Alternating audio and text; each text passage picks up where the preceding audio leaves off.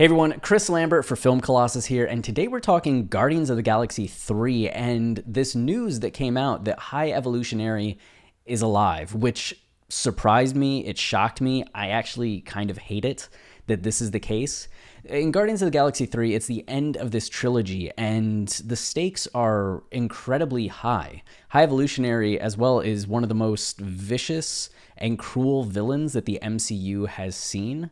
And the final showdown between Rocket Raccoon and the rest of the Guardians with High Evolutionary is intense. And High Evolutionary not surviving, I think, plays into the idea of the stakes of the film and the catharsis of it. There's animal cruelty, he does genocide, there's all these horrible things he does. So it almost feels like this all or nothing kind of showdown with him, only for it to come out that James Gunn confirms that the High Evolutionary is alive and Drax can be seen carrying him. Not only do we have this footage here in the movie, but there's actually a deleted scene that confirms High Evolutionary's fate. So we have this here, and you can see the tweets. Angel Gonzalez here tweeted at James Gunn, and Gunn responded with, "For people who want the spoiler, what's pointed out in the article is very much in the movie." And that's Guardians 3 ending has a massive villain twist that we all missed. And apparently Drax is carrying him here. This is High Evolutionary right here over Drax's shoulder. And High Evolutionary got messed up at the end. It was not this go peacefully kind of thing. And in this footage that we have, it's a deleted scene. So of course the CGI is unfinished and a little horrendous. But you can see here, oh yeah, you can see me saying down here, this is horrendous. You can see here that High Evolutionary is just sitting in this jail cell and Rocket Raccoon's staring at him. And it turns out that his face is stitched on because Rocket had clawed at it. So you kind of see him trying to fix the peeling skin. But he's just in this prison cell. And then they take him off somewhere, and Rocket walks off triumphantly. And then what's-his-face here says to Adam Warlock, "You can't just have the name Adam. You have to have something cool." And he cites these heavy metal bands, with the idea being that this is the inspiration for Warlock being his last name, because he's going with something that's just cool and striking fear into people. And I kind of hate that as well. I thought all of the Adam Warlock scenes in Guardians of the Galaxy Volume 3 were a bit childish, and this is just kind of the icing on the cake. To be fair, this was deleted for a reason, but the fact that it was written and filmed in the first place just has me ripping out my hair because I really hate all of the ideas that it introduces. And I understand that there are going to be people that feel like High Evolutionary living goes with everything that the Guardians kind of represent.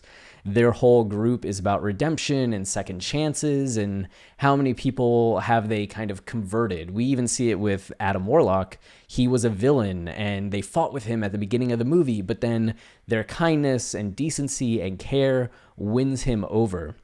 So there's something to be said thematically about High Evolutionary surviving, and the fact that the Guardians have this no-kill policy, that they're trying to be better than the people that they face. So I get it. It just feels a bit anticlimactic to me. I think that's kind of what I'm struggling with, is the fact that I like when the MCU feels a little more adult and grounded and realistic, which I kind of felt that it had from the first Avengers movie really through the end of Endgame. Endgame had such heft to it, such stakes. And I feel like in a lot of Phase 4 and Phase 5 so far, there aren't really any stakes. They become afraid to really get rid of any characters or write anybody off, that they're kind of just keeping everybody alive and going. And it's starting to feel a bit more like the comic books, where a bunch of stuff happens, but nothing ever really happens. And that's how I'm starting to feel with the MCU, is that nothing matters all that much. Maybe some things will change here and there, but nothing that happens in any of these movies is really all that consequential in the long run, because they all have to kind of maintain a bit of the status quo so they don't prevent any of the other stories from happening. And that's pretty frustrating. So I mean, for those that love the movie, I'm sure this is an interesting detail. I enjoyed the movie. I didn't love it.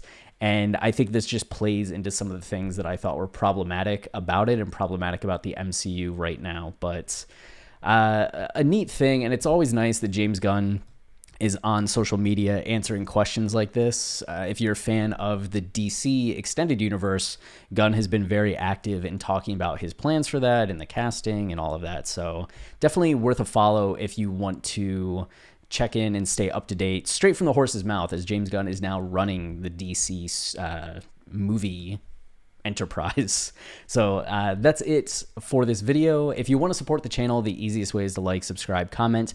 Any of those things tell YouTube that this is a channel that people enjoy, so then they start showing it to more people. So that goes a long way. And then we also have our website, Film Colossus, where we do a ton of in-depth narrative and thematic insights into film.